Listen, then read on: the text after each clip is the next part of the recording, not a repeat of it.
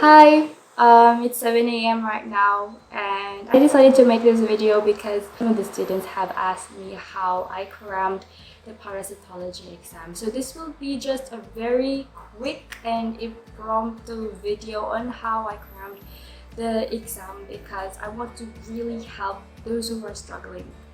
Kaya di man jud malikayan nga dili ka mag-cram, right? Especially now because we have a really tight schedule. We have like 2 exams per week. We also have assignments, video project. Okay, so if your circumstances are good, if your schedule is not tight, if you have like plenty of days to study, then please don't cram. Okay, don't cram. I really don't recommend cramming, and I only recommend it if, again, the circumstances are good. Again, this is just a quick video. This is an impromptu video, and I'm not usually a speaker, so I'm sorry if I have wrong grammars and I'm kind of stuttery because again, I'm not a speaker. Now, I would just like to clarify something because some of you might think that I passed the histology exam. No, I didn't pass the histology exam. I don't think anyone could have passed that exam. The smartest person that I know, he also didn't pass the exam, but he really did get a very good score. I also did get a good score. So I will just tell you na lang what my score is so that you know how effective, my integrated study technique is. So I got around 40 plus score my first long exam, and I actually wanted to do better on the second histology long exam. I only landed at around 40 plus, but still it was kind of good. So anyway, let's go back to cramming. So how did I cram parasitology exam? I only studied the lesson for 4 hours. I started studying at 1 p.m. Yes, at 2 p.m. and then I finished at like 6 or 7 p.m. The reason why I decided to cram e-histolytica because I know what type of test is going to come up, type of question is going to come up in the exam. So we all know how our professor does the exam. He's very fond of doing Morse code exams.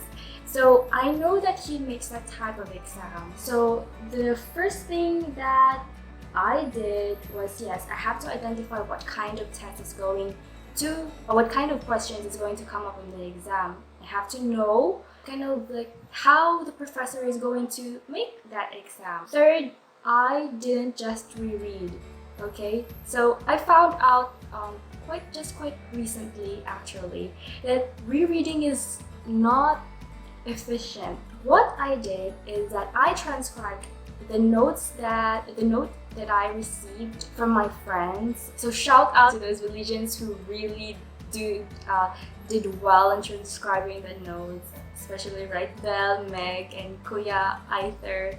So thank you so much for the notes. I would not have passed the exams without those notes.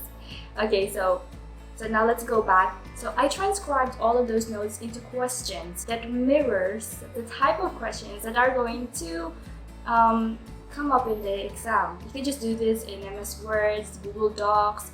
I know that it's kind of like a hassle because when I first started doing this kind of study technique, I did find it quite a hassle because, well, I was already used to rereading my notes. So yes, so that's what I did. I transcribed the notes into questions and I quizzed myself a lot. I quizzed myself a lot. Studying for 4 hours straight, is not good, okay? So I did not study straight. I study for like 25 minutes and then I have a 5 minutes break. And then I again study 25 minutes and then 5 minutes break and then so on and so forth. Now it's very important that you don't cram all of the information in your head straight for 4 hours, okay? You have to let your mind breathe. You have to let it absorb all the info that's coming into your mind. So again, you study for 25 minutes and then take a break for 5 minutes. And then study again for 25 minutes and then take a break for 5 minutes. Now, if you think that 5 minutes break is like quite a long break, yes, quite a long break, then you can just do a 3 minute break, 3 minutes break, and that'll be sufficient, I think. When you're going to cram, don't touch your cell phone. Except when you're turning up a timer, something like that, or when there's really important stuff that you have to do on your phone. But if you don't have any important stuff to do on your phone, then please put your phone away, because you're cramming here. Your time is very golden. Your time is very important. It should really just focus on the study. Again, let's just recap. Know the test that's going to appear, know the professor, transcribe the notes into questions, and don't study straight, just study for 25 minutes and then 5 minutes and so on. So the last thing, maybe the last thing that I'm going to talk about is that this is quite a gamble, because when you look at your notes, again, you're cramming here. So you only have to study the important terms that you are sure that will come up in the exam.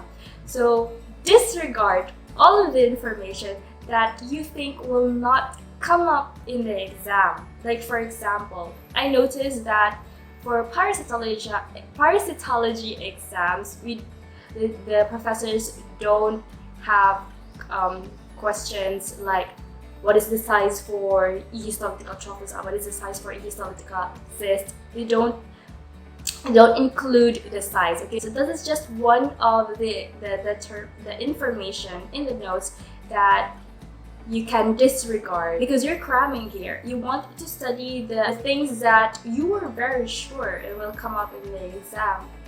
Okay, so this is quite a gamble, actually. Cramming is quite a gamble. You have to use your wits to decide which information is going to really come up. I've been saying come up in the exam a lot of times, but yes, that's going to be in the exam. What did I disregard? What did I disregard on the notes for E histolytica? So again, I disregarded the size. For sporozoa and ciliate, I did not study all of the tables. I'm just going to get my notes and just, okay, wait. Hi! So this is Right Bell's notes.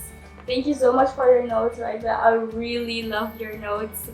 And okay, so let's go to sporozoa and ciliate. Sporozoa and ciliate. Now, these, I don't know if you can see, but these tables, I did not memorize the time of appearance for microdermatocytes, the number in blood. I didn't memorize the size, I didn't memorize the shape, but I know that I have to know the difference between a schizont and a trophozoite. I relied mostly on the overall general look of, for example, the growing or developing trophozoite. Now I know that it has a one-way chromatin dot. I memorized this. I understood this first and then memorized, because before you memorize, you always have to understand first the term, so that when you memorize, the information will retain in your brain, in your mind. Okay, so I focused on the general terms because I kind of gambled that murag dili ko naman ginag si mom. It's kind of unlikely to see an exam for me lang. Okay, so again, this is just a gamble, and the gamble did well. Anyway, so I keep saying so. Oh my gosh, I'm sorry. I know that Okay, so that's what I did. I have to know the differences between a schizoid and a trophozoite. I did not study all of the tables. I keep in mind a very distinct feature that these two have. So also, for example, I did memorize this table. I memorized what the predilection for PV best is for theobolic, because I know that these kind of information are very important. But I did not memorize the number of parasites in the blood, the appearance of the RBC. I memorized that because I know for sure that it is going to come up in the exam. So that is why I studied this. So I didn't also study the sizes, the 1/3 of RBC, 1/3 of RBC, whatever. The shape, I didn't study the shape. Again, we're cramming here, okay? So I have to cram only the important information that I'm sure will come up in the exam. So yes. So I didn't also study this pigment part. I studied it, but I did not memorize, okay? So let's recap. I talked about you have to know what's going. You have to know who's going to make the test, identify what kind of test your professor is going to make, and transcribe your notes into questions that your professor is likely to ask you in the exam. Okay, so what if you don't know your professor? What if this is your first time to have this professor? I mean, you know who he is, what his name, what his or her name is, but you have never tried to answer, or you have never answered a test that he or she made. So here, connections are very important. Or pabaga electrical base. You ask somebody or someone in the higher years what type of test this particular professor wants to make. Again, I know that this is going to be a hassle. Yes, making questions is a hassle, but this is a very efficient way to study quicker and to retain information quicker. So I think that's it. Just for today. I still have like a lot of things to say about studying, but people who really wanted to, who have really bad circumstances and who want to cram, so this video is for them. So again, let's recap everything that we learned through this video. So first, again, you have to know who's going to make the exam. Identify what kind of test is going to come up in the exam. Transcribe your notes into questions that your professor is most likely to ask you. And 4, disregard information that don't seem likely to come up in the exam. Okay, so again, this, like I said before, this is a gamble. So yes, trust on your instincts and your wits. And then for studying, don't study straight for 4 hours.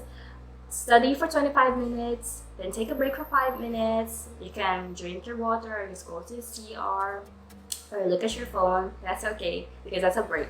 Study for 25 minutes, take a break for 5 minutes, then study again for 25 minutes, and so on and so forth. And also, the last thing, so after you do all of those things, test yourself again, okay, with the questions that you made. You test yourself again and again, and then after that, try to explain the terms, the big terms, on your own without looking at your paper, okay? Because I myself am just an average student. I'm not, I can't memorize things quickly. I don't have a photographic memory. So not really smart ones. Maybe the very smart ones can really cram the exams more efficiently. So that's it for today. If you have questions, please feel free to ask me in the comments below, or you can contact me in Messenger and Instagram. And if you feel like I said something wrong, or you want to correct me, please also feel free to tell me, because I'm very open to corrections. I will be uploading more vids about studying, how I study, especially what technique I use. I will be explaining my study methods more on the upcoming videos that I will be making. So I'm so sorry this video is quite long. It is quite long, but I hope that this will give you an insight on how to cram more efficiently. Okay, so I think I will be making another video about cramming. That's not an impromptu video. Yes. Okay, so that's it. I hope you do well on your next exams, and please trust yourself. Trust your instinct. Be confident that you're going to do well in the exam, because confidence will help you, will help you really win that exam and get that passing score. Okay, so that's all for today, and goodbye!